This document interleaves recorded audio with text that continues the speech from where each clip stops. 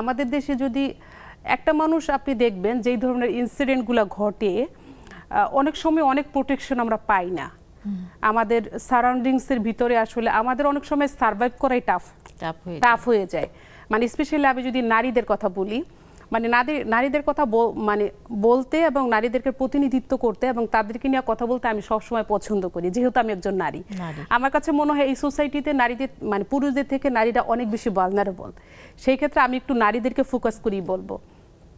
আপনি ধরুন একজন নারী একটা ফ্যামিলি থেকে তাকে বুঝিয়ে দেওয়া হয় না অনেক সময়ই যে তোমার বন্ধু কে হবে এবং তোমার বন্ধু কে হবে না। এটা একটা সতর্কতা বাবা মার জন্য। কেমন হবে অবশ্যই একজন নারীর জানতে হবে যে তার বন্ধু কে হবে এবং তার যেই কষ্ট, তার ইমোশন, সেটা যার সাথে শেয়ার করছে সে কি রাইট পারসন কিনা।